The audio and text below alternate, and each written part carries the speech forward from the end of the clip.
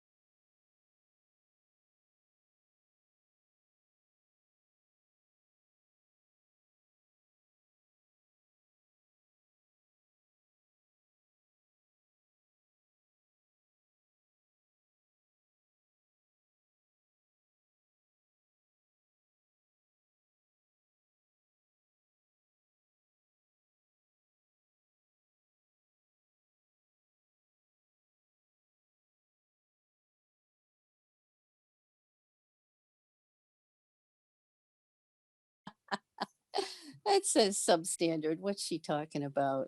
Did she send me the wrong thing? oh, did she? Oh,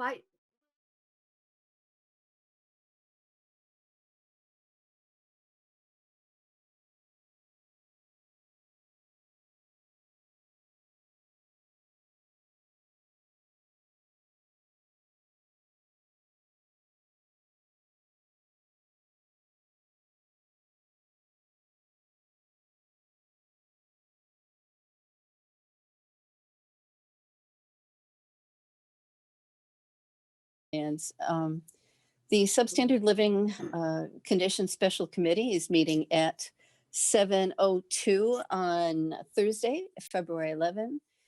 As chairman of the Substandard Living Conditions Special Committee, I find that due to the state of the emergency declared by the governor as the result of COVID-19 pandemic, and in accordance with the governor's emergency order number 12, pursuant to the executive order 2020-04, this public body is authorized to meet electronically. Please note that there's no physical location to observe and listen contemporaneously to the meeting, which is authorized pursuant to the governor's emergency order. However, in accordance with the emergency order, I'm confirming that we are, excuse me, providing public access to the meeting via telephone, with additional access possible by video and other electronic means. To access Zoom, please refer to the city's agenda. To join by phone, I think it's the same one, 1929-205-6099, meeting ID. That's probably not the same meeting ID. And do I have it? I don't. I apologize. The public may also view the meeting on Channel 16. We previously gave notice to the public of unnecessary information for accessing the meeting through public postings. Instructions have also been provided to the City of Nashua's website and publicly noticed in City Hall and Nashua Public Library. If anyone has a problem accessing the meeting or via phone or Channel 16, please call 603-821-2049 and they will help you connect. In the event the public is unable to access the meeting via the method mentioned above, the meeting will be adjourned and rescheduled. Please note that all the votes that are taken during the meeting shall be done by roll call. Let's start the meeting by taking roll call attendance. When each member states they're present, please also state whether there is anyone in the room with you during the meeting, which is required under the right to know law. Alderwoman Liu, would you call the roll, please, and ask at everyone to state the reason he or she could not attend in person, confirm that they are alone. yes. And Madam Chairman, if you'd like, I would be happy to read the meeting ID. I have it here. Oh, that'd be super. Yes, thank Okay. you. The meeting ID is 878-2285-9455. And the passcode is 730844. Super. Thanks so much. Now, Alderman Jan Schmidt, I am present and alone in the room. Alderman Ernest Jetty. He has told me he will be late this evening. Alderman Thomas Lopez. I can see and hear everybody. I am here. There are no people in this room, and I'm here because we're having remote meetings due to COVID-19. And the clerk, Elizabeth Lewis, is here alone. I can hear everything. Alderman Skip Cleaver. I'm here and I'm alone. and practicing social distancing. That makes 4 out of 5. Thanks very much. And also in attendance, we have Emergency Management Director Justin Cates and Welfare Office Manager Bob Mack. And we also have Donna Marceau and Matthew Plant and Reverend Christy. I'm sorry, I can't read your name. It's too small. And we also have Alderman Patricia Klee. Thanks very much for being here. I think what I'd like to do is take turns, open up, and discuss the issue that we had talked about earlier about our emergency planning and what we do in case of, and how do we notify people, and what's the process? Shall we start with Director Cates? Sure. So good evening. I'll kind of give an overview of the current emergency plans that we have for tenant displacement, large tenant displacement. And then I think what'll probably be best is if I turn it over to Bob to talk about maybe what had happened prior to me coming on board back in 2011, because a lot of this stuff predates me. It's actually back to Kathy Hirsch's days working for the city when they looked to try and find ways to deal with code enforcement violations, health officer related activities where they had to condemn a building and try and figure out what they were going to do with folks who were no longer able to stay in those areas. So currently our process is if we have some sort of an emergency situation that creates a problem at one of the large housing locations within the community, whether it be an apartment complex, rooming house, anything like that.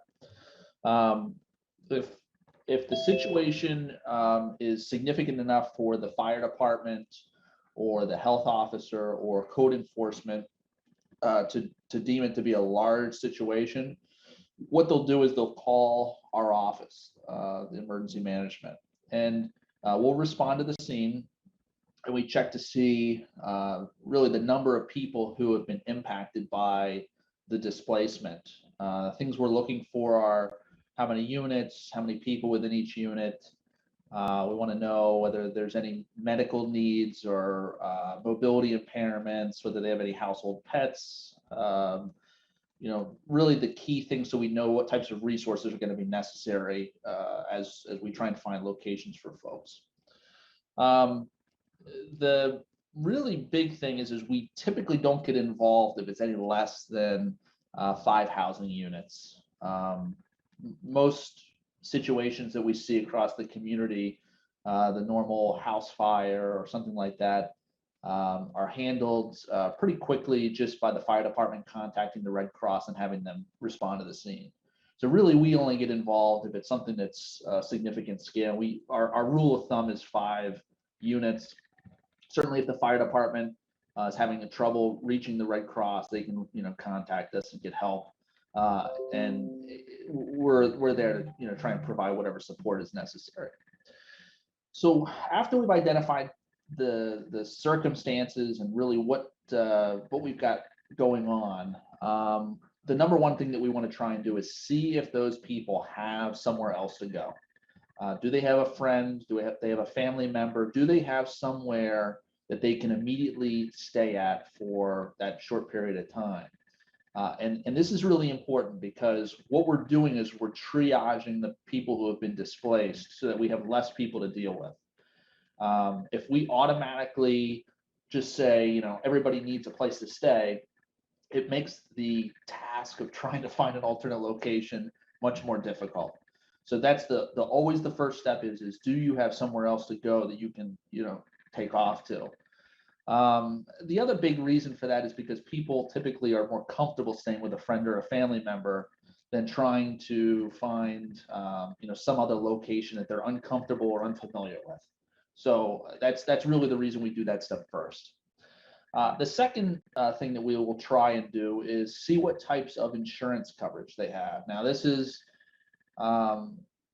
this isn't as successful as we would hope in most cases because primarily the people that that need assistance don't have any coverage to provide them with a hotel stay or something like that. Their renter's insurance doesn't cover it. They don't have renter's insurance. So really we typically end up skipping over this step. However, this is another reason why many people end up finding a place to stay pretty quickly after being displaced, and it doesn't involve our office at all because they have some coverage to provide them with a place to stay.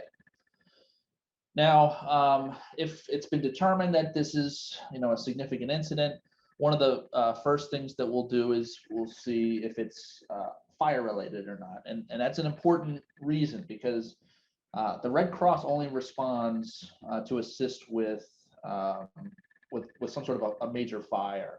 So one of the problems that we've seen in recent events where there's been a displacement of residents has been that it's not related to a fire. We had the issue over at the Canterbury Apartments the one time where it was the roof was about to collapse because of the snow load. We've had incidents where there's been damage due to pipes bursting. The circumstance we had over on Main Street this year, or 2020, was the facade coming off the front of the building. So none of these things have anything to do with a fire. So if you were to call Red Cross to come out and assist, they're not going to be able to do anything, unfortunately.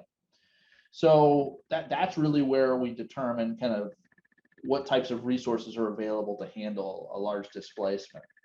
So in the event that it's not a fire, what we'll do is I'll reach out to Bob, depending on what time of day it is. If it's during the day, there's a lot more options for us during business hours. If it's on a weekend or at night, I'll typically call Bob up via cell, and we'll try and figure out what resources are available that we might be able to connect people to, whether it be one of the existing community shelters or we'll just try and find some alternatives, and I'll let Bob talk more about some of the options that are available in the community after I'm finished going through this sequence of events.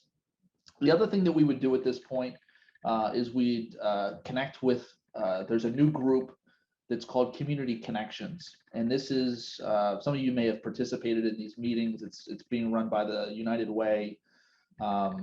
It's a sort of an offshoot of something that we've had in the city for a while called our Voluntary Organizations Active in Disaster. And this is, faith-based groups, local nonprofits, and they have resources that they can provide during an emergency. And in some cases, that might be shelter, it might be, things that are necessary for folks who've had to be taken out of their apartments or their rooms. So that would be where we'd stop. We'd basically try and find the right resources for those individuals. Now, one of the things that we would also look to see, and this is before we commit any municipal resources, is we would check with the landlord to see if they can place them. Now, this is really dependent on the circumstances of the landlord. In the case of one of the corporate apartment complexes, they may have additional space at one of their other locations. They may also have additional space within the building or the campus that the incident occurred. And that's what happened over at Canterbury. We were able to move people to other buildings within the campus. They might have like a demo unit or something like that they can put people up in. But this has actually been the way that we've handled a great majority of the resident displacements, is really by having the landlord provide some sort of assistance to the people who have been displaced. And in most cases, that's because their insurance will cover any motel expenses or anything like that for the residents. So it's really essential for us to try and find out what types of resources the landlord has before we do anything, committing any city resources to relocating people. And that's in most cases where the event stops. The landlord gets motel rooms for the people, and from there it's no problem after that. That's what happened most recently with the Main Street event. In the event that the landlord is not able to put people up and it's not a fire, that's when we would start working to try and find some way for the city to handle it. It might be opening up a school gymnasium setting up a shelter, an emergency shelter. That's sort of our last resort. And the reason for that is because that's not a permanent solution.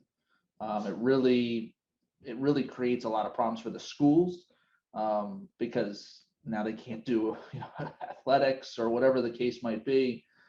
We've also done some alternatives where we've used, I think a good example is the incident that occurred on West Hollis Street a couple of years ago. It was like the 8-alarm fire. The approach there was we used St. Louis Church as a temporary shelter for folks. And that worked out okay. It didn't impact the schools, thankfully. So we were able to use their recreation facility there at St. Louis Church. So the final piece, and I guess this is probably a good point to be able to turn it over to Bob, is really the case management aspect of it. So most of these things, as one would expect, they happen at night, they happen on the weekends when none of us are around. And so we've got to respond out and try and figure out what's going on. But as soon as possible, we want to try and get them into welfare to do case management. And that's where we start, looking at the available resources that welfare or their partners has to deal with folks who may have been displaced. So, Bob, I don't know if you want to talk, you might be able to provide some history prior to me coming on board, because I think you may have been involved in that, and then probably also to talk a little bit about what community resources exist and what the case management process is. Sure, if I may, Madam Chair. Bob Mack, I'm the welfare officer for the city of Nashua. And yeah, basically, as Director Cates has indicated, the city has some plans in place for different responses based on different, the scale of whatever the emergency situation is. And that has a lot to do with what the response may be. As he mentioned, if it's a fire incident, the fire department is involved. Oftentimes Red Cross gets involved. That's the primary responders. If there are just a few people that may be involved, a couple of units, it may be obviously a lesser need for a response, and the resources, the triage, what resources that the tenants have, those are all things that are looked at. If they don't have resources, then we may be contacted, and we kind of go through a list of options. We do some intake assessment and say, well, what are the immediate needs right now? Do you have a place to stay? As director, is there someone you can stay with that you're comfortable staying with for a period of time? And you can reconnect with us in a day or two, and we can work on more longer term solutions. That's kind of how a lot of it works, is we identify the need and then we respond accordingly. I think prior to Director Cates coming on board, the city had developed some emergency preparedness plans, and we've had various plans at the public health level and then at the city level as well. And that has developed over time. But really what I think we're looking at, and most recently, and something that kind of our welfare department does on a day-to-day basis, is deal with people that are displaced, whether they're displaced because of an eviction situation or because of some of the things that we're talking about. It could be a fire, it could be a lack of heat situation. We actually got a call earlier this afternoon because a tenant had been dealing with a no heat issue for actually over a month. And it just got to a point where they were running out of resources. Code enforcement got involved. So then they reach out to us and say, we have this tenant. We gather the information, and then we say, okay, what do we need to do next? What resources do they have? If they've exhausted resources, we have them complete our application process, and we proceed accordingly. In recent times, because of the current COVID situation and the homeless situation and capacity issues, utilizing mainstream shelters is not always a viable option. If it's something temporary and is available, we may be able to utilize it, or we may most likely lean towards a temporary motel placement so that person has an immediate place to stay. And then, as Director Cates was talking about, the case management types of activities can can take place, where we have conversations with them. We talk about other resources in the community. We have to communicate with the landlord. And this usually isn't us from the welfare department, but this is often either code enforcement or maybe environmental health that is communicating with the landlord, could be the fire marshal's office, to say, okay, what is the status of this facility? So can tenants move back in to these apartment units that they were living in prior to this event taking place? So there's a lot of moving parts that are involved with assessing these types of situations. I know one of the larger scale events that we dealt with, I think it was about a year ago, was one of the rooming houses where there was a fire, and there was basically water damage because the sprinkler, the suppression system, did its job and put out the fire, but it created a lot of water damage. So there were quite a few people that were displaced, and the fire marshal's office was there, environmental health was there, and health officer gave me a call and said, let's get welfare down here to assess this and see what resources we have. Our emergency management office was there as well. Red Cross was there, but because it wasn't actually a fire, they weren't doing as much. It was more of a water damage thing. They were observing, taking notes, and we were working on alternative resources. And we were able to work with the landlord. As Director Case said, working with the landlord is key in a lot of these situations. The landlord at that facility was very helpful and accommodated a number of folks, and we were able to find some alternatives for some other folks as well. And they responded relatively quickly to get that entire building back up to an occupancy status so that the people could move in a relatively short period of time. So, so that's kind of a big overview. I don't know if there are any specific questions or I'll anything bet else there that are. we can, I'll bet there are address. questions. Shall we start with Alderman Lopez? Hello. So I think one of my main questions is actually for Director Cates with regards to legislative support. There have at times been concerns raised about there being city ordinances that support particular stress factors during a crisis. So, for example, does a landlord really have to put somebody up if they're not able to occupy their apartment? Are we able to manage or supervise that at the city level? Are there any gaps in terms of legislation or ordinance support that you think we need to put or either amend or make modifications to make sure that when we have that crisis situation, the city has the authority to intervene the way it needs to? Yes, all right, so that's very good questions. I have 6 items and I'll talk about each one of them. I'm going to preface this with these are from the perspective of emergency management. They are from the perspective of trying to deal with large numbers of people who have been displaced. When you start talking about some of the more routine displacements, it creates these recommendations I'm making actually may create more problems. So I'm prefacing this from the standpoint it's from a large emergency. In order to really move these forward, we would probably need to get people like code enforcement and community development and some of the other key players who deal with these like evictions on a more frequent basis to make sure that this would actually work properly. Also, I'll note that some of these things are in progress right now because there has been some action taken, but and I'll just kind of mention that all of them are really essential for us. So the first important thing that would be helpful for legislation would be ensuring that landlords keep their contact information up to date, having a process to enforce that. It's not been too bad in the past because the fire department does keep pretty good contact information for these folks, but there's certainly circumstances where if we had even some of these smaller houses that might be 3 or 4 units, the contact information for the landlord may not be up to date.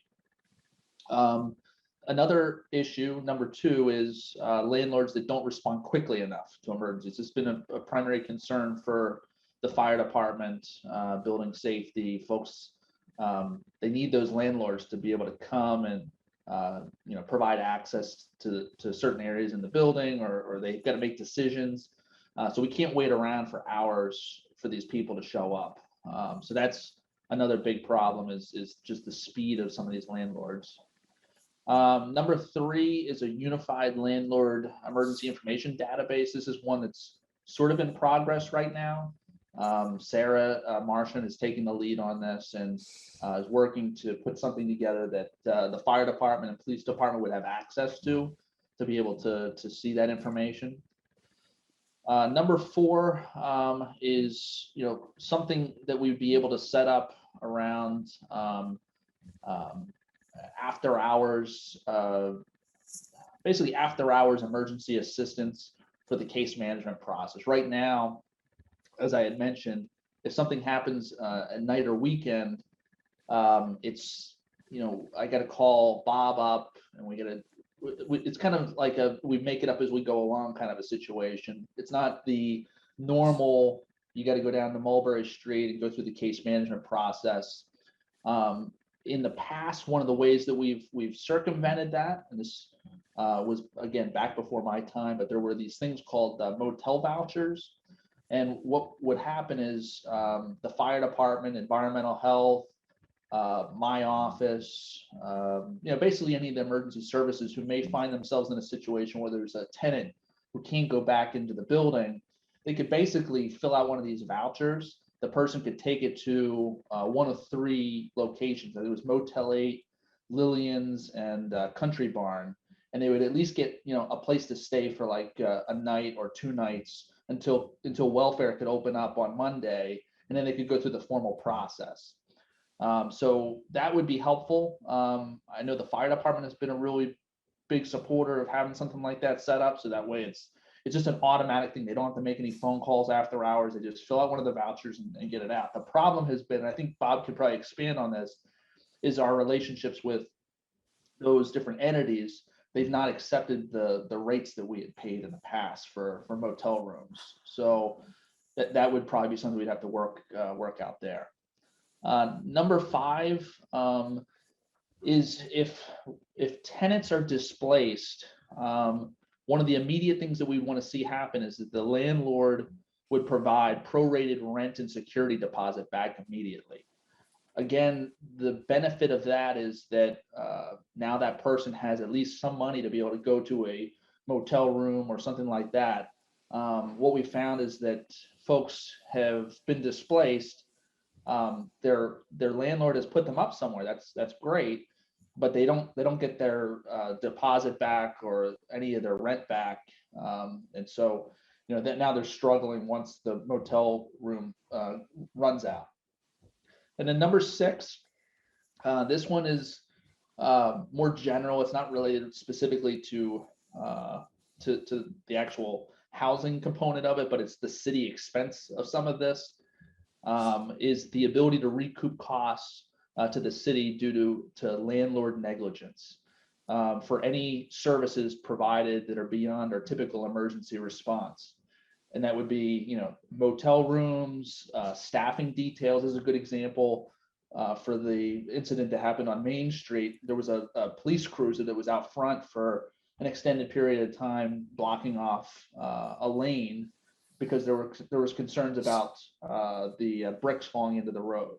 So just having a standardized process for that, so that it's not each individual department having to try and recoup those costs. It's just a standard city process. So those are the 6 items that have been discussed by the key stakeholders within the city that certainly legislation would be helpful for. But again, these are from emergency management's perspective. They would really need to be worked out, especially with code enforcement, to make sure that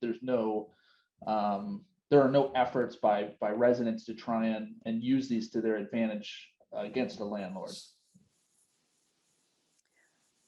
Yes, Tom, did you have a follow-up? Yeah, with regards to city recouping loss and the potential impact that that would have on a landlord. I I mean, with the 243 Main Street situation, they own the building, they caused the problem, like that's on paper, that looks good. But at the same time, if a landlord is potentially operating without a liquid cash flow, then they're not going to be in a place where they can meet certain needs.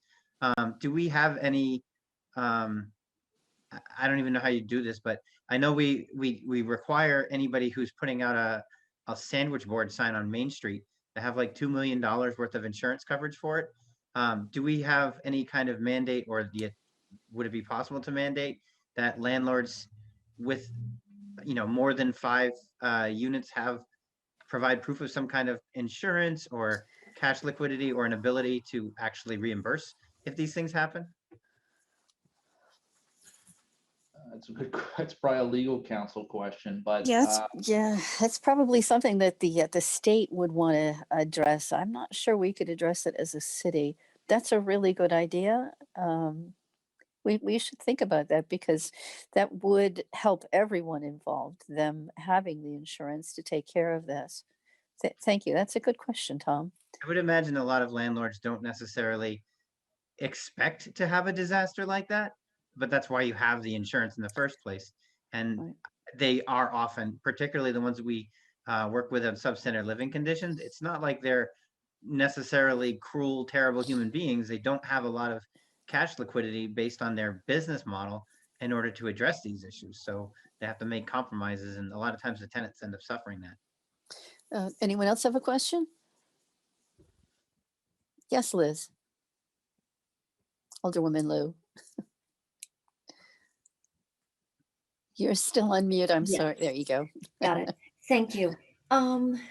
Does anyone know whether landlords can, I mean, a large landlord like that, a multi-unit, is it legal to rent to others and not have some type of liability insurance or property insurance?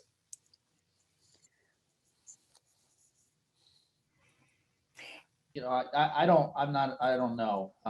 Every circumstance that we've had where we've had a large displacement like that, the landlord has had insurance to be able to pay for folks to go to motel rooms. So it's never been an issue for any of the examples that we've had. Yes, Mr. Mick. If I may. I would suggest that, again, I'm not an attorney or legal expert, but I would think that any landlord if they have a mortgage, they're going to be required to carry some sort of insurance and liability insurance. And if they're renting a property, I mean, it makes common sense, but that doesn't always mean that they would carry the proper level of insurance coverage that they may need. But I think, as Director Cates had said, in our experiences dealing with some of the landlords, they've been able to meet some of those basic needs. If it extends beyond a longer period of time, that's when they may have more struggles over the long run. But the other thing is, as I think was mentioned earlier, is renters insurance is something that can be very beneficial to the folks that are renting, but not a lot of folks that are at the lower income thresholds carry renters insurance either. So unfortunately. Yes, it's a good tool for renters to have, but it is expensive. Elizabeth, did you have another question to follow up? I just had a couple of comments. I wondered why we can't gather our landlord information that we're working on doing by including something in our property bills that just informs them that they're now required, or to provide some contact info. I was curious. I thought maybe there's a limit to what you can send with a property bill. And of course, they don't all go to, well, the property bills go to the owner. I also just wanted to ask whether, who would be calling emergency assistance? The police that are called? I just may have missed that at the beginning of the meeting. Initially, who does call? Who, who has that number for emergency? For emergency Management. management, you mean my office? Yeah, It would be whoever what we would call the response, well, it would be the agency that's in charge of the incident. So if it's a fire, it's gonna be the fire department.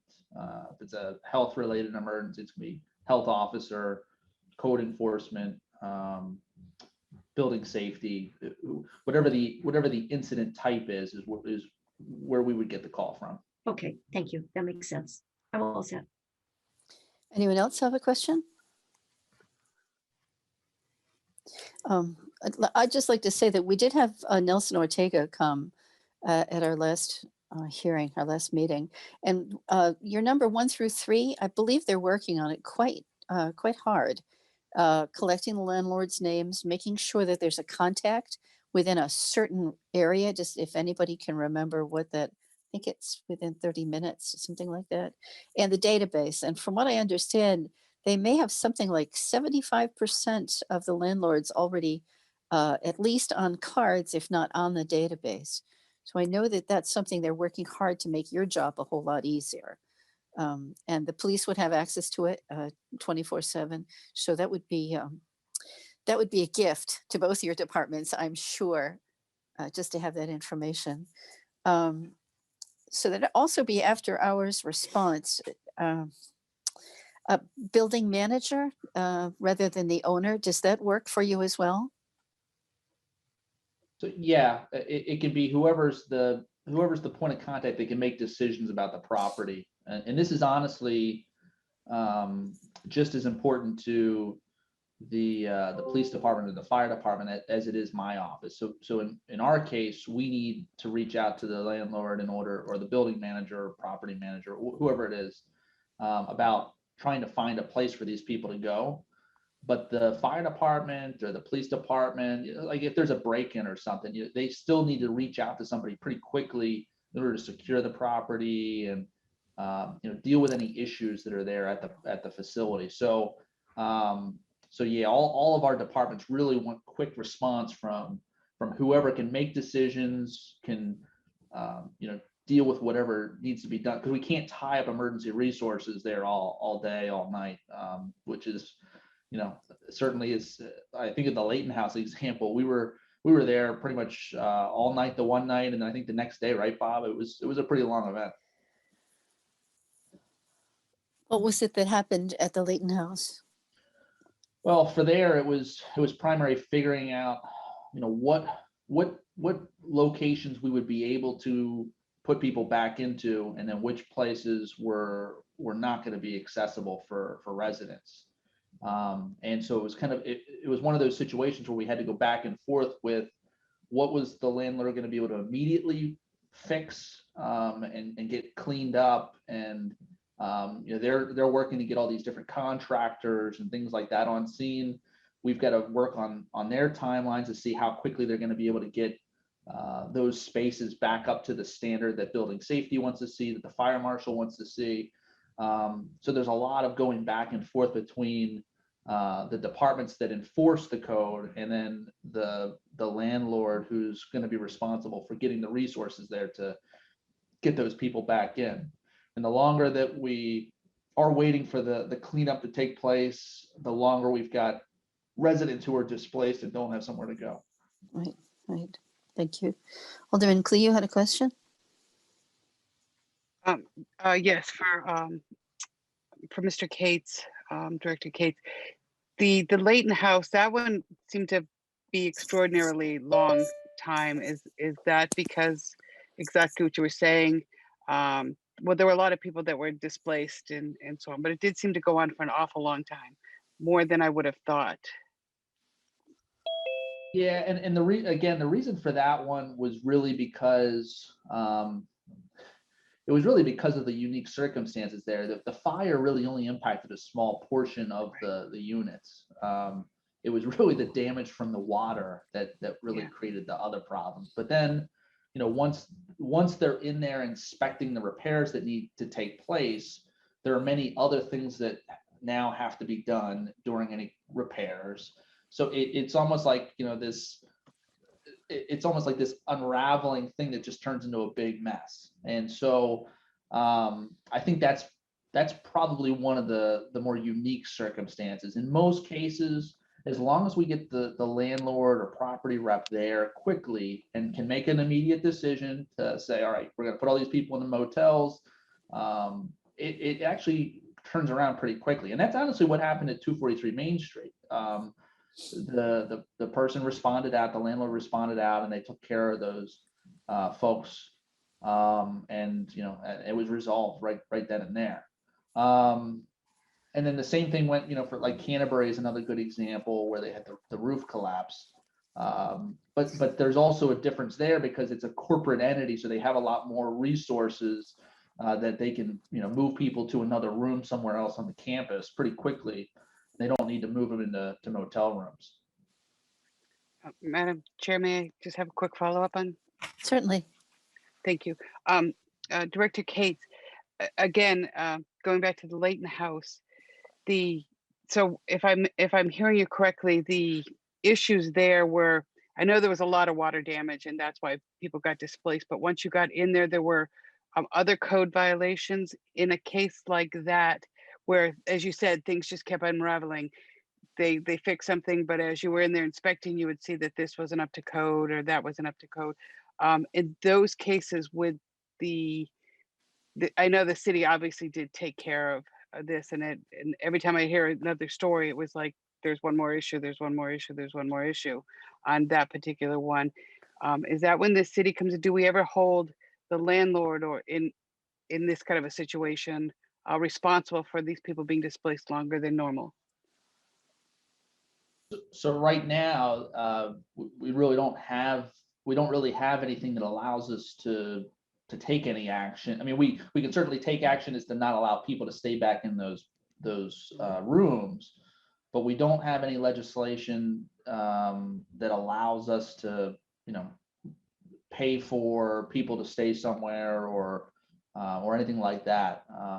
I think the closest thing that we've talked about, but it still is really not to the extent you're talking about, is when there was the allowance of ticketing that was done a couple of years ago, where you could ticket landlords for sort of minor violations and things like that without having to go through the historically long process.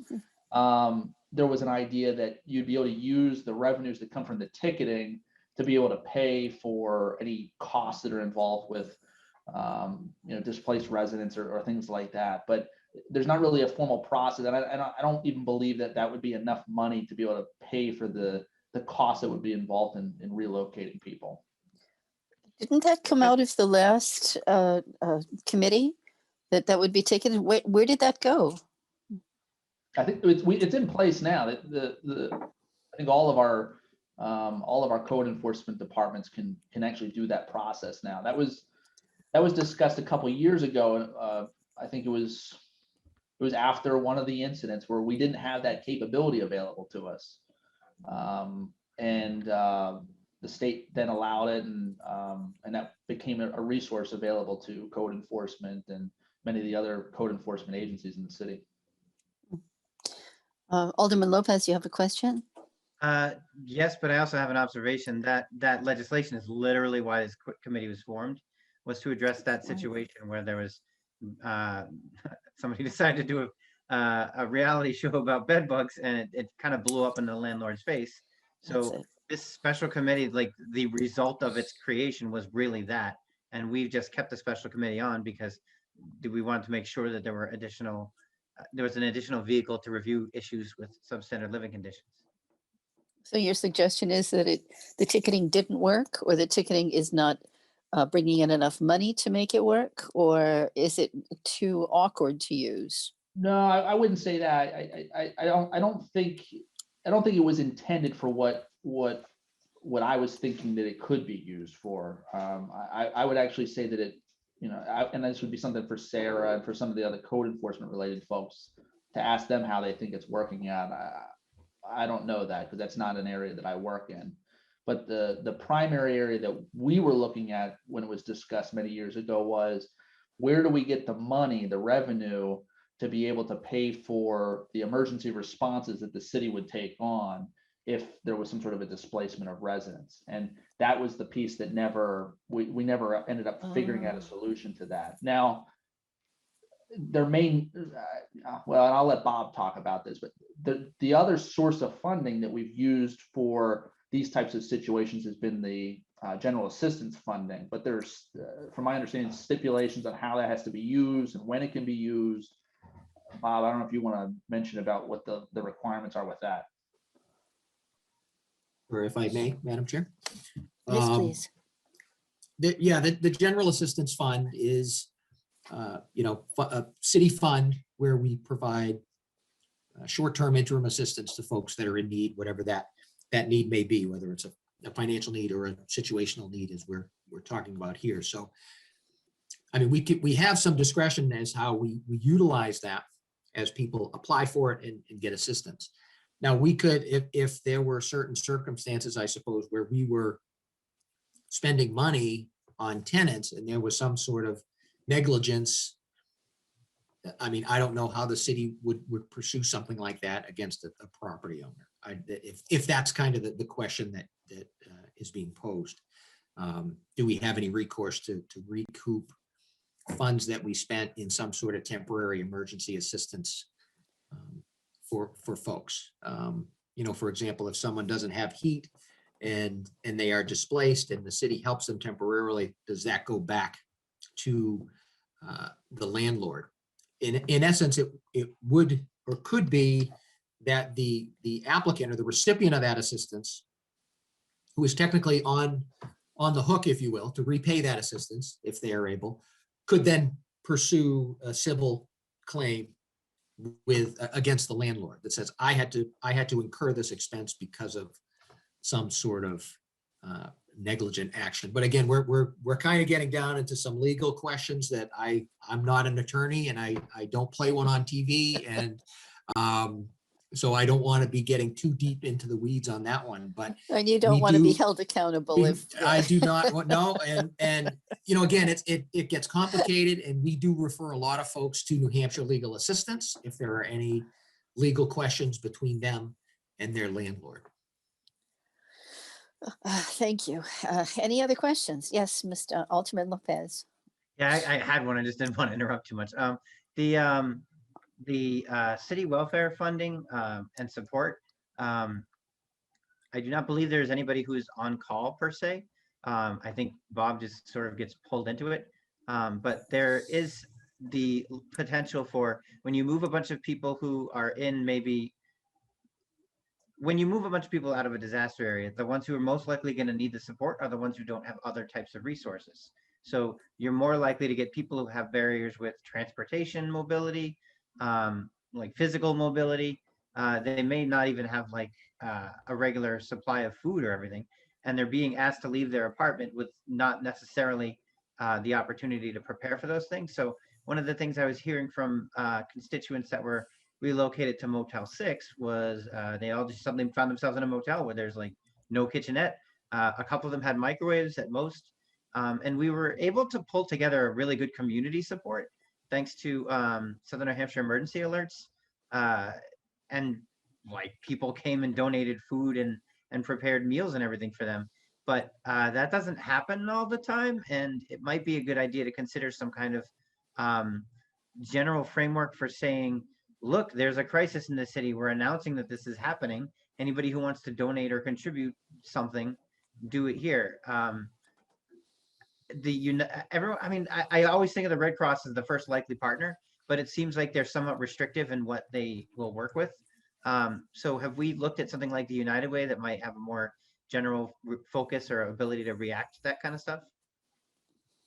Yeah, so that's exactly that community connections process. So since COVID-19, I mean, we've always worked with United Way, but really since COVID-19, we've started leveraging them as a real convener of the various community organizations within the city who want to contribute something to the disaster response. And we had historically tried to do that on our own using the VOAD, the Voluntary Organizations Active in Disaster. The problem is that was a purpose-built kind of coalition that was just focused on disaster response. So you really couldn't keep people engaged throughout the year because it was only around, disaster stuff. You don't have enough disasters to keep people. So the idea with Community Connections is Mike is coordinating these folks on a quarterly basis with different topics and engagements that are trying to keep this group together. And then what we can do is, in the middle of a crisis, we reach out to this coalition and then figure out what resources might exist. I think this is an important part of that, though, is we need to know what the need is. So when we go out to the scene, we're asking a lot of questions about what are the unmet needs that they have because they've been displaced. The problem that we saw during the 243 Main Street incident was, all the unmet needs were sort of handled initially. The fire department went home, I went home, everybody went home. And then we're starting to find out that there's other things going on or that there's other needs. So in that case, we need to find where do these people reach out to if there is some sort of a request to assistance after everybody's went home, and the building's locked up, the building's closed down. That's, I think, the area where we would need to try and figure out some sort of a solution. Now, the kind of the typical response that most community organizations would give to somebody who has an unmet need would be to call 211. But I don't believe 211 is going to make that effective connection between the caller and the local resources here within the city. Tom, did you have a follow-up? No, I agree. I think 211 is very good as a directory resource. They've been doing more than usual with actual providing COVID connections, and they also are partnered with the former Safe Station program to provide a gateway to recovery. So they have been kind of moving a little bit further into not just giving out information, but being able to connect with direct resources. What happened with 243 was particularly a problem because it happened right before a long weekend. So if it happens during the week and there's a disaster, then people can get through the night and then they can reach out to whatever agencies they may already be connected to or city welfare during the day. We just kind of need a weekend on-call person who is a general touch point. And even if it's not a person, but maybe a phone number that is consistent and the voicemails are collected somewhere, and then when there's a crisis, someone knows to keep an eye on that. We do use a similar system for that, for coordinated access. Bob, I think, can say. Alderwoman Lou. Thank you.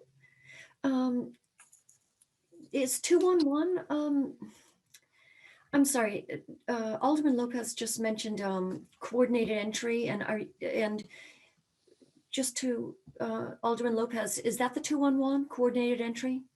Kind of, but so 211 does do coordinated entry for the statewide resources. Nashua, before 211 was doing that, created an 800 number that does it, or an 844 number. So it's 1-844-800-9911.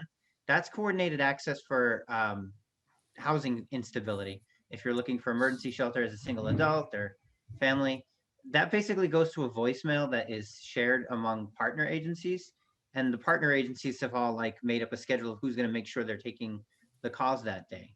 And Bob can probably speak more to this, but I've seen 211 taking on a bigger role of that because there's that overlap. And I mean, I'm going to talk on our next topic. We have limited shelter resources in Nashua. So for example, if you're a single woman and you can't access the available shelter that you can access, then you want to use 211 because then you can connect with the statewide ones. And it sucks. You're going to have to go to Manchester or Keene or another city that has shelter space, but 211 can facilitate that transfer.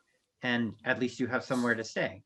With the coordinated access, it's something that has benefit because it's local. So if you don't want to leave the city, you're going to have more direct advocacy with the local places. And I would definitely say Bob should probably clarify my statements because that's in such a point of transition that I'm not even sure how much of what I said is changing. Mr. Mack, can you fill us in? Well, sure, I can follow up. I do think Alderman Lopez, that's a very good summary of what the crisis assessment referral, the coordinated access process has become. Its primary focus is housing resources and getting people connected to those resources, just to kind of meet some immediate needs and also maybe some longer term needs. And then 211 is they not only do that aspect for the state, but they also do a whole lot of other things as far as information and referral and resource engagement and connection. They gather a lot of information for statewide resources. So that crisis assessment and referral process is that local collaboration of a lot of the nonprofit community organizations in our region that work together to help this vulnerable population.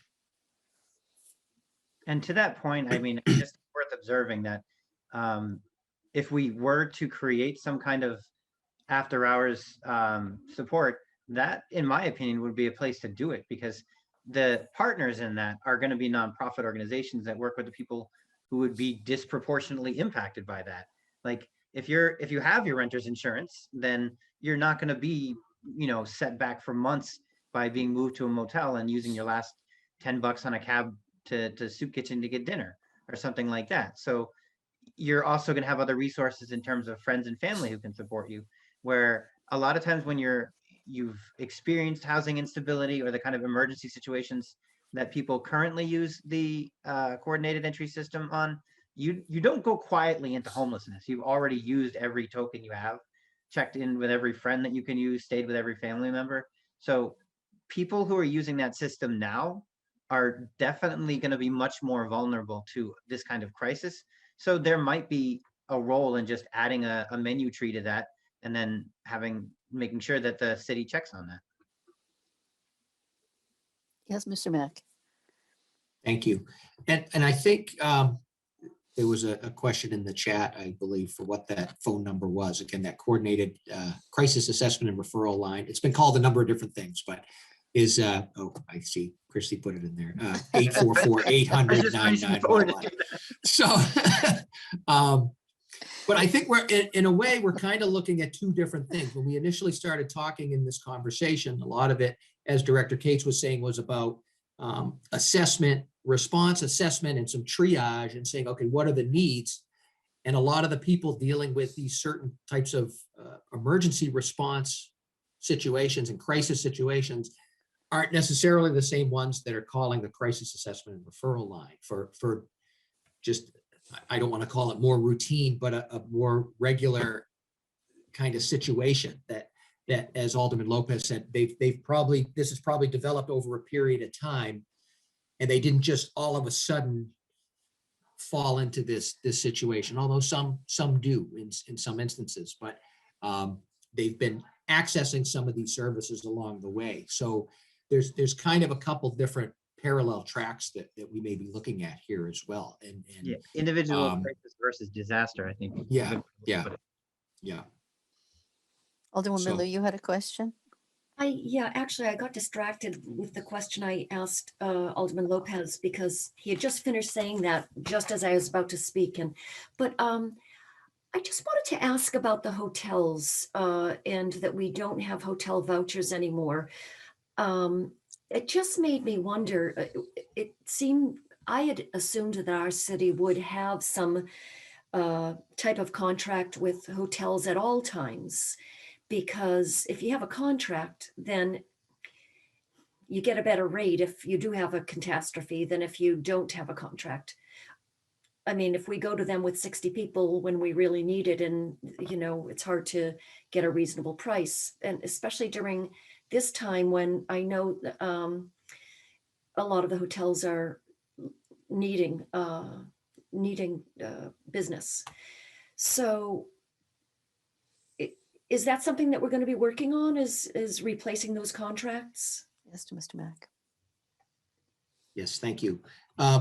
So I guess I would say we it's not that we don't have a voucher system for motels. I Okay. guess the voucher system that Director Cates was referring to was kind of like an after hours emergency response option where, say, someone from an emergency response department, like the fire department, if it wasn't a Red Cross or Salvation Army issue where they could help someone, they could make a phone call and put someone up with one of these vouchers, and then they would follow up with city welfare at the next business day. We actually developed that system a number of years back, and then it really wasn't utilized. And so it kind of fell by the wayside. But in the meantime, through our welfare office, we have continued to maintain relationships with local motel establishments to assist people on the day-to-day who need assistance with emergency shelter placement because they are homeless for whatever reason. So we still have those relationships. We don't necessarily have contracts per se, but we have, again, these relationships with local establishments that will accept our voucher payment, and they will fill out our paperwork that we need to get in order to assist people in these facilities. We have, under recent times, had some hotels reach out to us because they say, hey, we have some availability if you need to utilize our facilities, because under the current COVID situation, not as many people are traveling and staying in hotels and motel establishments. So we do have those options. We do have those options for potential temporary isolation or quarantine if people are diagnosed as COVID positive or have some suspect situations where they need to self-quarantine. And we've worked with the local shelters around some of those cases as well. And we've been able to place people directly off the street into some of these locations on occasion. Thankfully, I'll knock on wood, we haven't had to use that to an excessive point, but we are prepared to do that as we need to. I hope that answers your question. Yeah, I see. So I misunderstood. Thank you. Yeah, and that was probably because of the way that I had mentioned it. It really, the resources exist. It's not a situation where we can automatically after hours do it without Bob getting engaged. Yeah. That's the big thing. I've got to reach out to Bob, and then welfare will then take care of it from there. And I think we could explore different options, if I may, Madam Chair. Oh, yes, please do. We could explore different options as to how to do that, whether it's a voucher or some sort of credit card payment. Again, it would be I think that the concept is to meet the immediate need based on the first responders' assessment of the situation and finding out if the individual or the household has any alternative resource. If they don't, there could be, I don't want to call it a Band-Aid, but it's a quick fix to meet that immediate need. They have a place to stay. They have some food, a meal they can eat that night, and then they can connect with the mainstream resources the next business day. So that's really what we could revisit that to try to set something like that up again. So there's a really good base in this city of managing issues through your organization. Is that right, Mr. Mack? I mean, you understand what's needed, where to find it, how to manage it. So tonight, what we're really talking about is the next level up, the thing that happens once every 6 months or once a year, something big that really is going to take the whole city to deal with. The firemen come in with the trucks to put the fire out, or the police have to manage people driving by because of buildings falling down. These are the big issues. And are there smaller issues where you actually do have to reach out to the landlords? Something unlike the Leighton House, unlike Main Street? Again, I would say, earlier this afternoon, with code enforcement working with a tenant, they didn't have heat. It was kind of trying to be addressed. So it was kind of a one-on-one thing. And we were able to, they were in communication with the landlord who was working to address the issue. And so there was just some immediate need that they may need a temporary place to stay for a few days until this heat issue can be resolved. I believe it was mentioned earlier that some of these landlords, I believe it might have been Alderman Lopez, that, you know, they're kind of operating month to month. You know, if they don't get the rent paid, then they don't pay their mortgage, and, you know, they're not big business landlords. You know, so they also would work with code and with the city and maybe urban programs to get the heat issue addressed through some of their programs, because some of these people are lower income, even though they're property owners, and they have a program where they can get their heat fixed, and everybody, you know, everybody can return to their living situation with working furnace and heat and safety and security. I think the Reverend has a question for us. Thank you, Madam Chair. My name is Christy Basada. I'm one of the pastors at Main Street United Methodist Church in Nashua, and I've heard a lot of really good legislative suggestions. I'd like to offer an eighth of this after the 7. It seems to me that sometimes an ounce of prevention is worth a pound of cure. And a number of the scenarios we've talked about this evening or have been talked about this evening include our lowest income tenants in the town, are some of our lowest cash flow landlords in the town, and situations where the landlords perhaps cannot afford to maintain their buildings well. One of the outcomes of the most recent city housing study is the suggestion of an affordable housing trust fund. And one of the ways that this gets used in various cities and towns is for a maintenance fund for landlords who are cash strapped to keep their buildings up to code in the first place. So for example, in the case of the Layton House, perhaps the landlord could access funding in a loan or an interest-free loan in order to get that building up to code, even if the tenants are not able to pay rent at that time, and might have made that situation much easier. Likewise with maintenance of the facade at 243 and or on Main Street. And then again, for landlords who are having trouble with furnaces and such, to be able to make those repairs so that we're not paying for all of the emergency response, which tends to be quite a bit more expensive than maintenance. So I would just lay that out there as a suggestion, and thank you for your time. I think perhaps next month we could have you come back and we could talk about that. That sounds like something this group should discuss. Alderman Lopez, did you have a question? Right along those lines, I just wanted to say it louder for the people in the back. When code enforcement is addressing an issue that is related to, you know, occupancy and that type of thing, they do have resources through community development that they can point a landlord to. They don't just say, fix this or we fine you more. They can help. So there may be landlords watching this, or there may be tenants that are watching this who are afraid of bringing up issues with their landlords that might include plumbing or unsafe staircases or falling windows or whatever. Just because the issue comes up doesn't mean your landlord is going to kick you out and try to find somebody else to move in, because number one, that although that's a very common fear, the landlord's not going to get somebody to move into an apartment with broken plumbing and, you know, unsafe conditions. But by bringing it to your landlord's attention, or if you're a landlord working with code enforcement when they come in, they do have resources and knowledge as to how you might be able to navigate that situation too. Thank you. Excellent suggestion.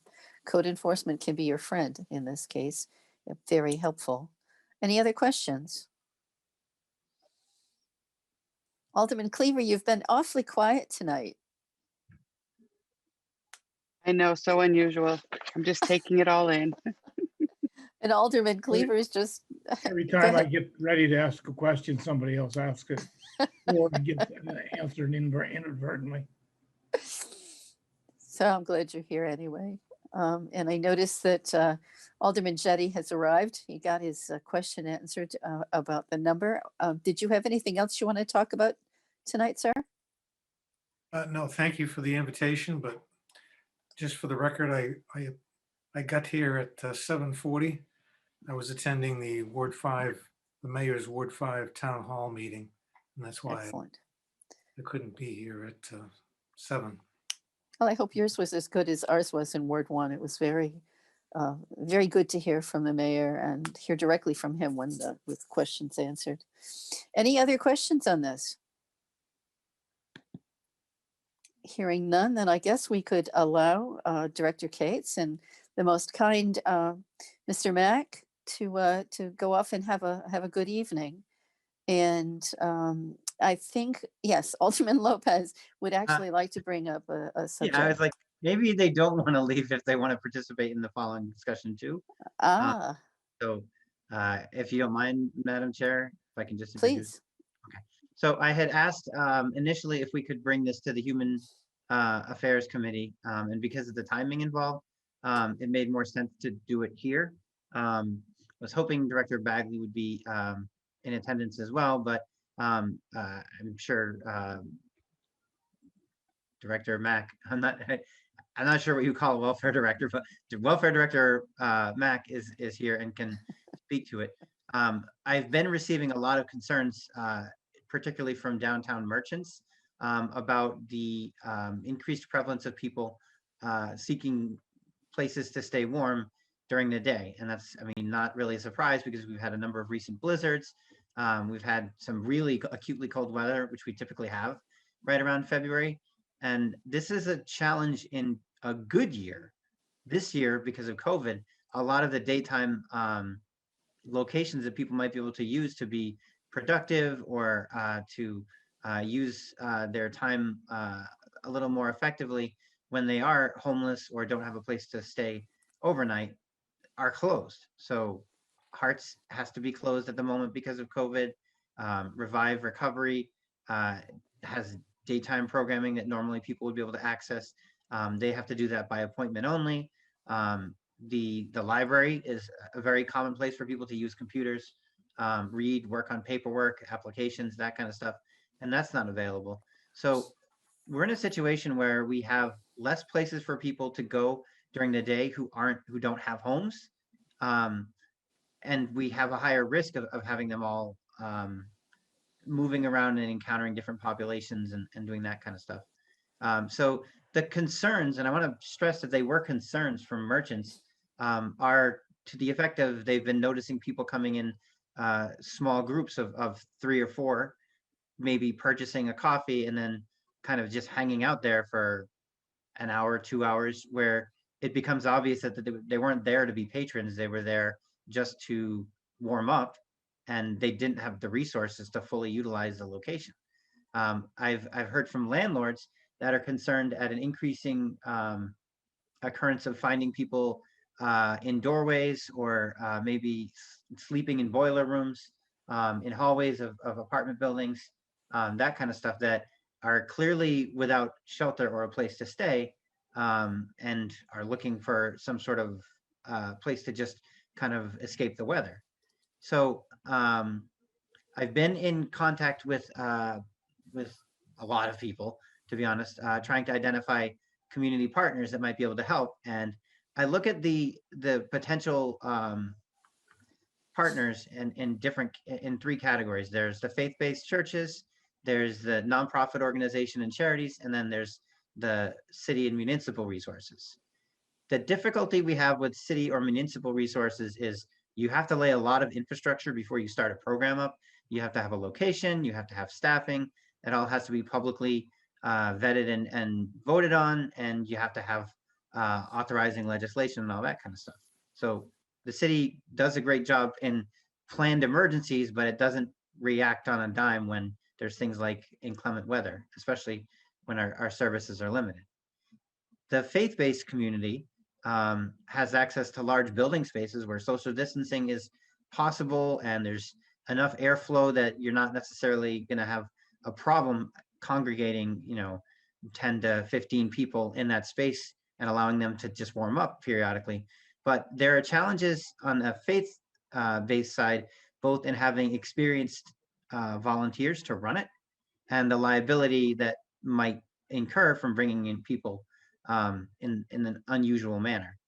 And then the final partner that I was looking at were nonprofit organizations. So the Soup Kitchen comes to mind. Hearts Peer Support was one that I had approached.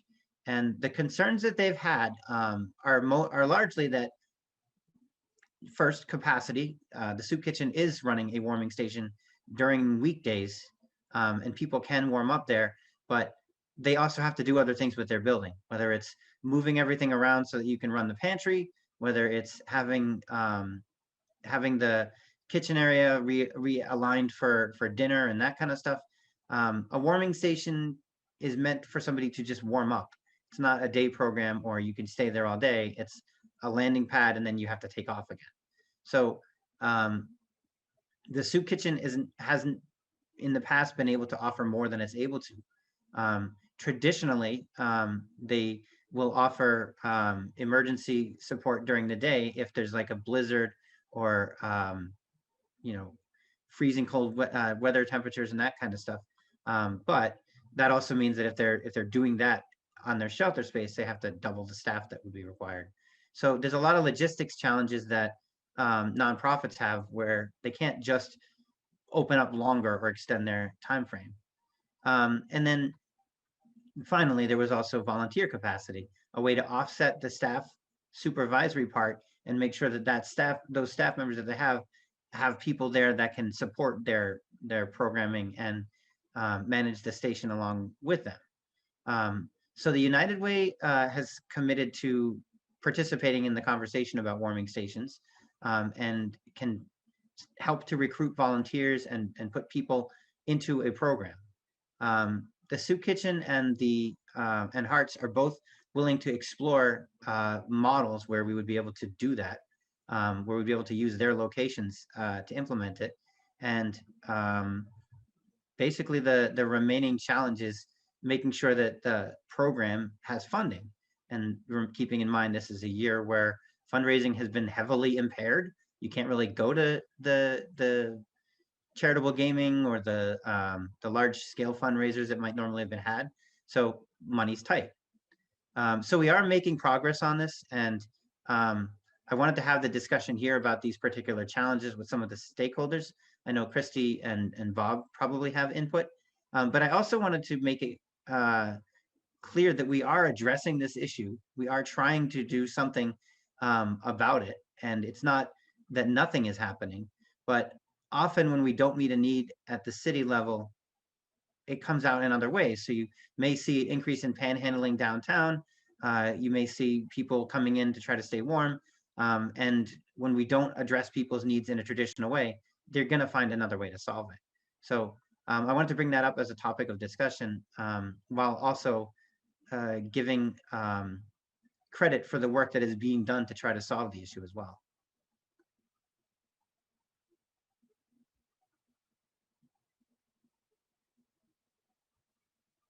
I think you're muted, Jan.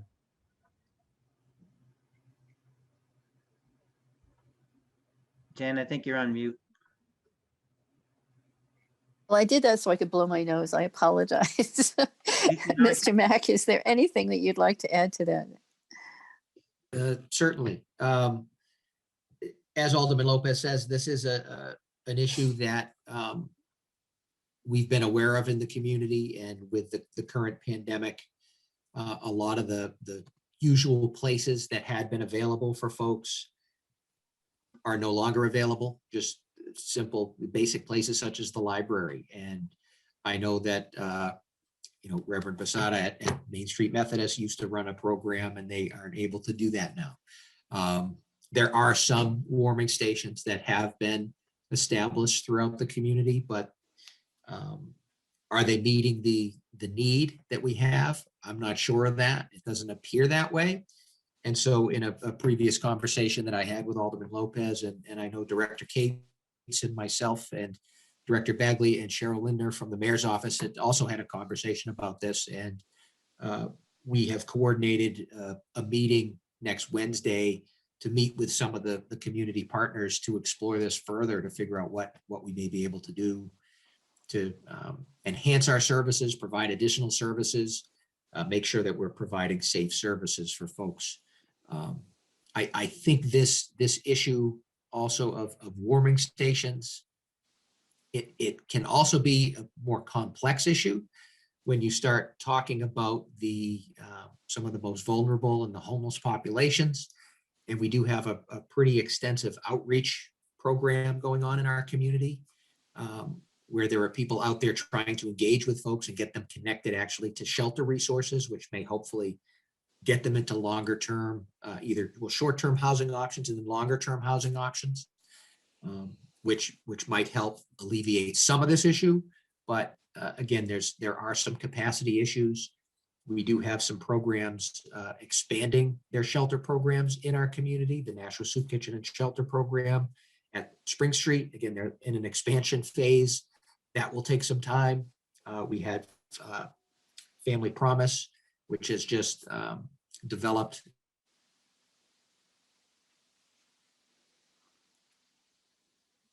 Oh, I think Well, we've so- got. Oh, What a there we go. cliffhanger. Bringing those partners together to talk Director Mack, more you about paused this, right after I you think said is. Family Promise has just developed. Your You sound- cut out for a minute, Mr. Mack. Oh, You were talking about Oh, Family Promise sorry and then about you that. froze. oh. The So these are important resources for our community, and we've called these partners together to meet to talk about what can be done. Can we reinstate some of these programs? Can we bring in some additional volunteers through United Way or some other resource? So we do have a meeting scheduled for next week to talk about this. That's stupendous. It's a shame that we have to redo this every year. We should be ready in December for weather. It happens. It's winter. It's New Hampshire. If we could get something like the plan that Director Cates has, that's all laid out, the process to do things, that would be a big help. If that's part of the Wednesday meeting, that would be awesome. Alderwoman Lou, did you have a question? I did, but again, you just said the Wednesday meeting. Which meeting are you referring to? Do we have one coming up? No, we don't. No, the one This that's is just a meeting that's been coordinated.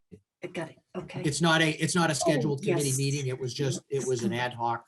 We pulled together some folks from the community so that we could have a conversation about this. The meeting you just mentioned. Okay, sorry about that. I hate to ask this, but I have to That's ask. okay. No. I'm not clear what issue we're discussing right now. And I mean, I understand it sounds like we're talking about it's winter time and there are people who don't have a place to stay. I thought I thought our focus tonight was daytime warming stations. I just wanted to clarify, just so I understand what are we talking about here at this meeting? Because I heard a lot from Alderman Lopez about who he's been talking to and who has agreed to help, but I don't clearly, if we can just state the focus. Where we are at this point, Alderman Lopez has been putting together a meeting that will be discussing the problem we have with a lack of warming stations, places for people to go. And it is an emergency if you think about what we're seeing as far as temperatures go. But Alderman Lopez, did you want to answer?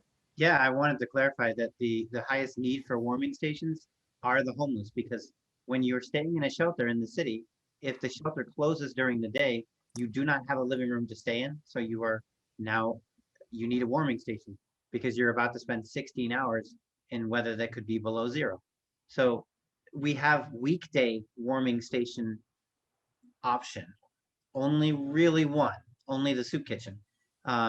And there are periods of the day where that's not an option because they're doing other things, although they are working to try to make it so that they can do many, many things at once. We run risks when we have single nonprofits becoming responsible for a lot of different things, because if something happens at that site and we just made them responsible for emergency shelters, soup kitchens, food pantries, all that stuff, we lose all of that. So there's a little bit of a danger in putting too many eggs in one basket. Although you have partners like the soup kitchen who are better positioned to do it. And in context, the homeless situation in Nashua that is precipitating this problem there's been a lot of program cutbacks over the last even year at the state level and at the local response level. For example, we're down an entire emergency shelter this year because Maple Street Shelter closed last year. That was 25 beds, female and male. The Soup Kitchen can expand their program offering and are working on a very ambitious plan to do that.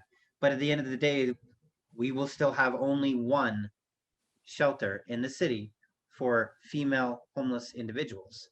And as a former shelter manager myself, there's a vulnerability there, because if a person breaks that organization's rules, then there has to be an administrative response as part of their guidelines.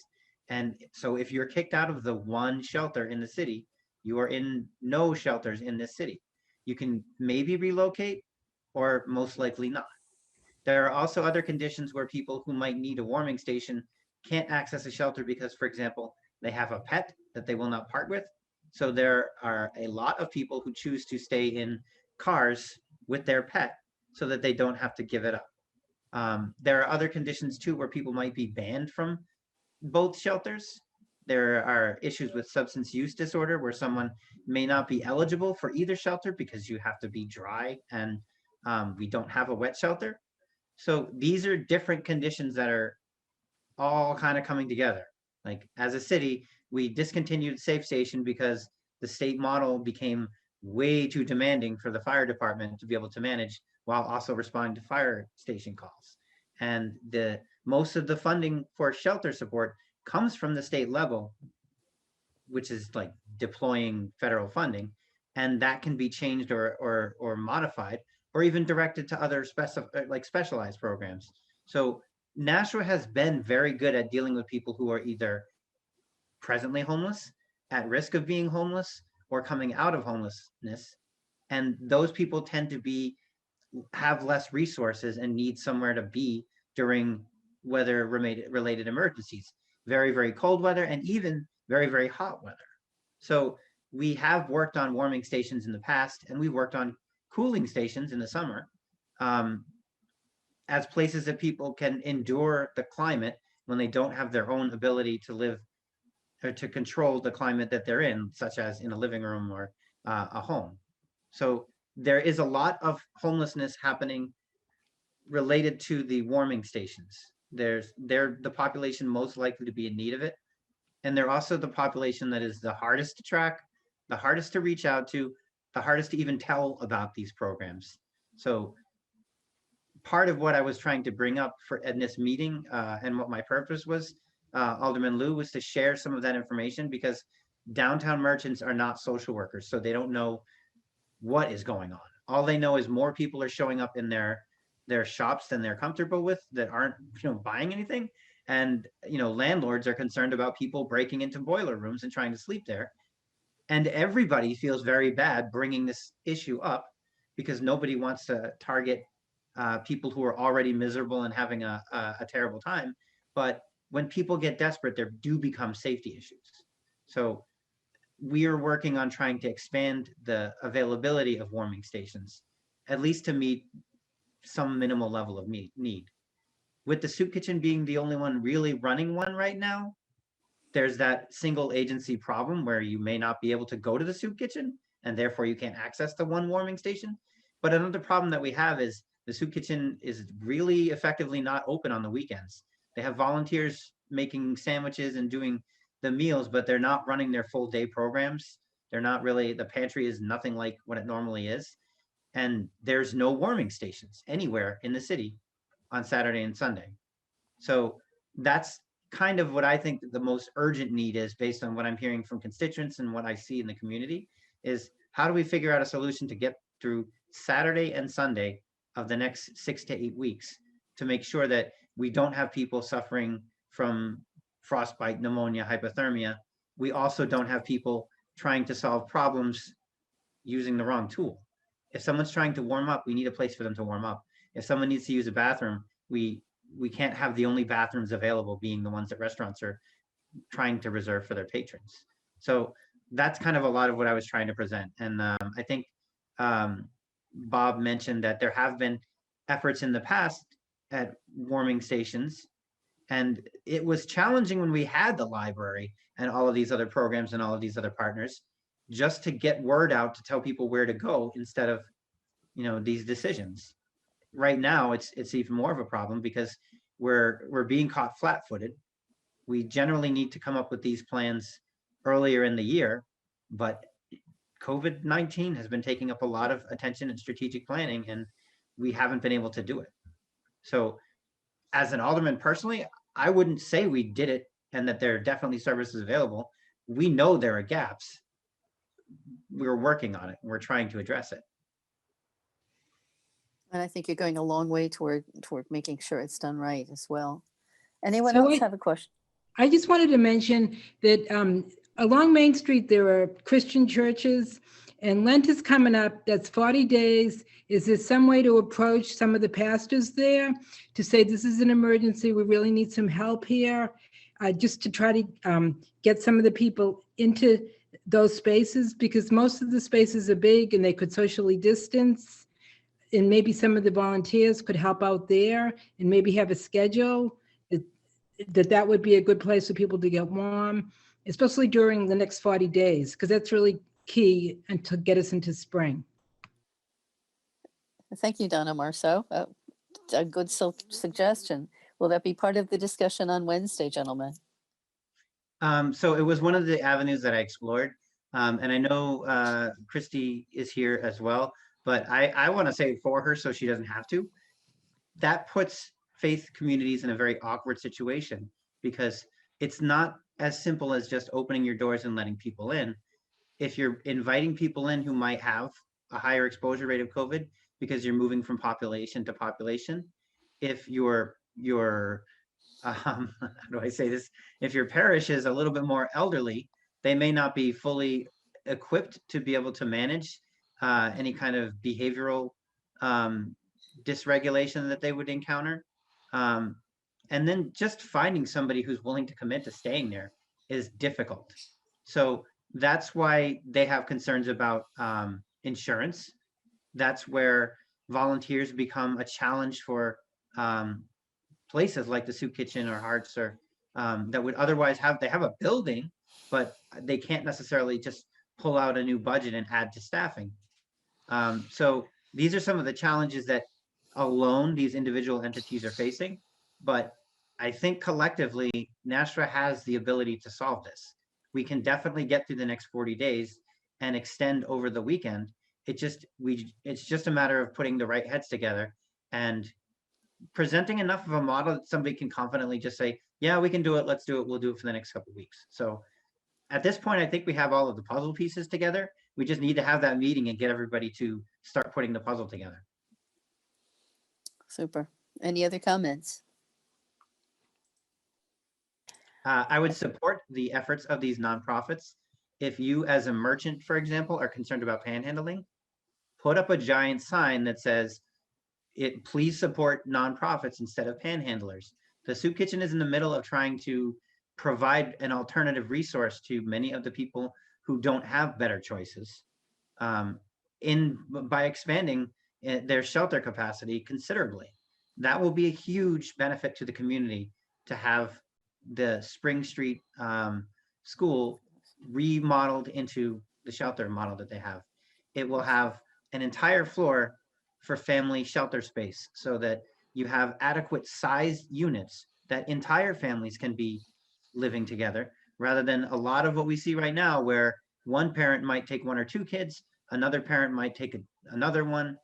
You might leave your children with your cousins or extended family or someone else so that the children aren't in an emergency shelter, and then the mother and the father might be split into different shelters based on availability, sometimes in different cities. Just having them together is going to help a lot for It'll families. make a huge difference. It'll make a huge difference.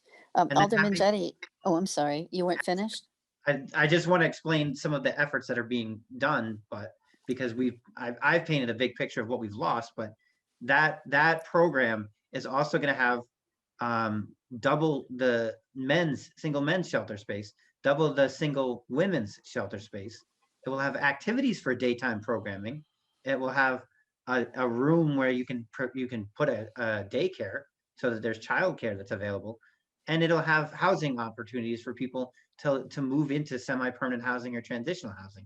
So if you're a merchant downtown and you're trying to figure out how do I solve this problem, you do not need to reinvent the wheel, and you don't need to hold a collection for the guy outside or address it yourself. Help the nonprofits that are already trying to tackle this. That's just what the Soup Kitchen is doing. Revive Recovery, Hearts Peer Support, they're all tackling this with their own particular bundle of strengths. And I think it's important to know that if you're a downtown business owner or a merchant, you don't have to try to solve the problem yourself. You have allies and you have people that are working on it that could use your support. Always a good idea. We're stronger together. I think Alderman Juddy had a comment. Yes, thank you, Madam Chairman. Alderman Lopez, I can't think of a better person to be coordinating the effort in trying to solve this problem. I keep trying to. You have a good grasp on all of the problems and probably the possible solutions. And you're mentioning the National Soup Kitchen. Director Renke and all of his volunteers are doing a fantastic job, and I'm looking forward to when they fully open that Spring Street asset. So I'm not as knowledgeable as you are, so forgive me for this question, but you mentioned that the problem is that people have places to stay at night, but then during the day the shelters close, and where they used to be able to go to the library, for example, that among other places is closed, and so you're trying to solve that problem. My question is why do the shelters close during the day? Is there something we could do to help them stay open during the day so that people wouldn't have to be looking for some place to warm up during the day? Yes. So again, speaking as a former shelter manager, the reason shelters close during the day specifically is because you can't have a 24-hour occupied space. I know Maple Street specifically had to close to do things like vacuuming and washing and case management and stuff, where you can't do that with 40 people on the site because your staffing is focused on monitoring and maintaining positive behaviors and that type of thing and safety, instead of focused on doing things that might make sure that the location is being preserved, the building is being well maintained, and everything that goes along with that. There's also challenges with staffing. Particularly finding evening and overnight staff is a challenge. And then you can't have those same staff members work during the day. It's very difficult to work shifts that occur throughout the entire schedule. So you have to have a different person and a different group of people to run a day program and that type of thing. Now, shelters do generally try to. I know the rescue mission is maintaining availability of its programming and its space to its residents during the day. And the cost is they can't be open to the public during COVID-19 because basically they're a capsule community and you can't introduce outside variables to that if it's a residential kind of situation. So in the rescue missions case, they aren't able to be as much of a warming station as they have been in the past, specifically because they're the only option for the people staying there. In the case of the Soup Kitchen, and particularly Spring Street, Donna may be able to speak to this, but I would probably say that that's a brand new program, and they have already extended themselves out because of COVID. They've already made modifications. So Ash Street Shelter used to manage, I think, probably at most 16 single adults, women upstairs, men downstairs. And when COVID-19 happened, state guidelines and healthcare regulations require that you have social distancing between people, especially when they're sleeping, because they're all sharing the same air. So there was an effort earlier this year or earlier last year to address this by creating what were called decompression shelters, because it was understood that a shelter the size of Ash Street Shelter, which could formerly take 18 people, now can basically take 11, and that depends on what gender or layout. So you lose even more shelter capacity. The decompression shelters never happened because they were planning those in the spring. And what the state ended up doing, instead of actually having additional state funded shelters so that you could maintain the same level of capacity in the city, but in different locations, they just gave out a lot of tents. So that was where we as municipal aldermen started to see a lot more people noticing homeless people in Mine Falls or living under bridges and all that kind of stuff, because the state gave them tents and said, this is your solution. This is your little isolation chamber. You'll be safer from COVID by doing this. So that created a lot of problems with regard to homeless shelter capacity that were never solved. So the soup kitchen has recently attempted to solve this and serve the Nashua community better by restoring some of the lost capacity by opening the Spring Street shelter early. So the Spring Street shelter needs a lot of renovation, and they've barely begun it, and they're about to do their fundraising campaign. But it's also currently being occupied in the basement level by a shelter that was designed not as a shelter with a day program or what the soup kitchen has been running for over 30 years in terms of helping homeless people find housing, find jobs, find work, find school. They've had to make a lot of changes. And so I would say what is happening at Spring Street right now really resembles an emergency overflow shelter more than what the soup kitchen has typically done in the past. The soup kitchen does still provide the education supports and does still provide the job development and case management services, but you have more people in a smaller, more people in the area.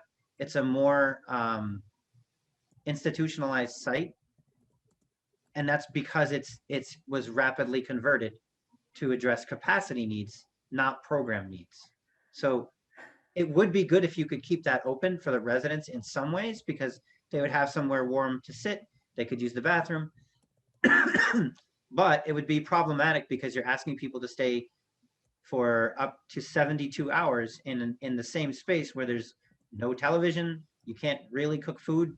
You can't do anything other than maybe read a book or play on your cell phone. So using a place that is right now designed primarily to take people out of the cold, as many as people can safely be done overnight, makes it not a great place to try to keep open during the day.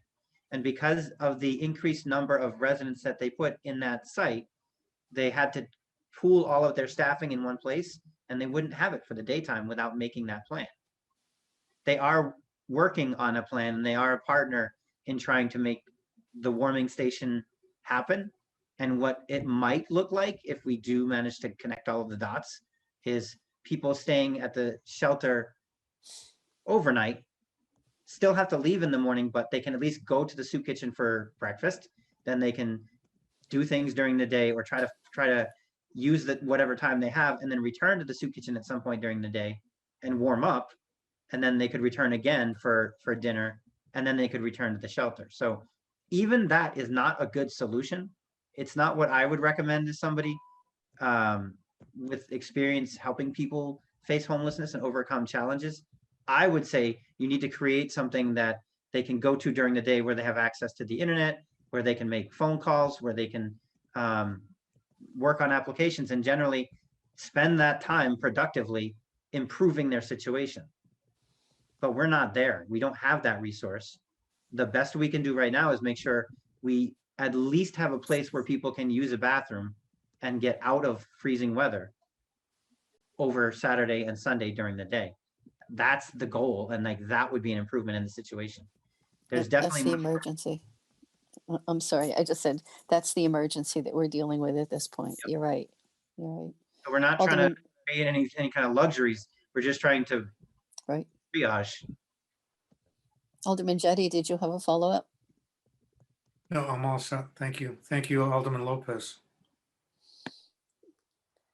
You certainly are a font of knowledge that most of us never even had the questions, much less the answers for. So thank you for speaking I'm tonight. optimistic. I think even if we can address the need by bringing it to this committee and having the rest of you participate to bring visibility, people might be watching this with ideas.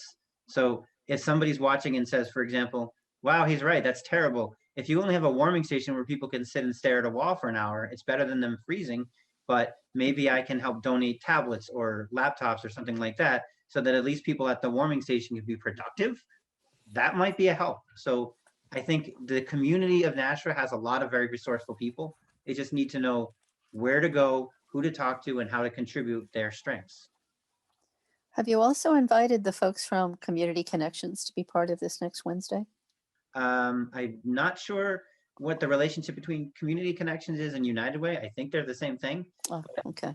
United Way is a major partner of this, because the one thing that was really holding everybody in place was a lack of volunteer capacity.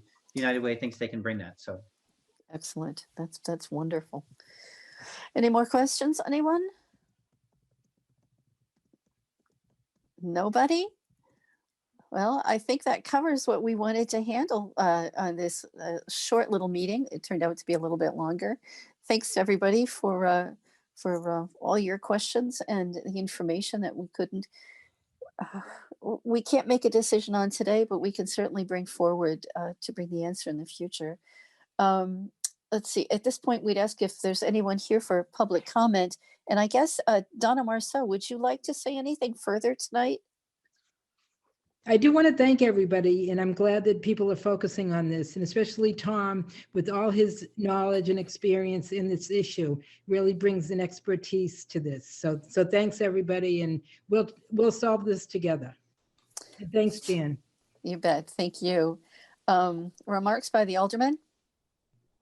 I have spoken enough. Oh, come on. I literally think you could halfway through. you could go on all night, I think. Yeah, and it's a passion, so I admit it. But No, when you've got the information and we need it, this is what we're here for. And we don't need a non-public session tonight. So I'd ask for a motion of adjournment. Madam Clerk? Move adjournment. Okay, let's do it by roll call then. Alderman Jan Schmidt, Yes. Alderman Jettie, Yes. Alderman Lopez, yes. Alderman Lou says yes, Alderman Cleaver. Yes. 5 yeas and 0 nays. The motion is carried. The meeting will be closed tonight at 8:47. Thank you so much, everybody, for your time. Thank Yes. you. Thank you.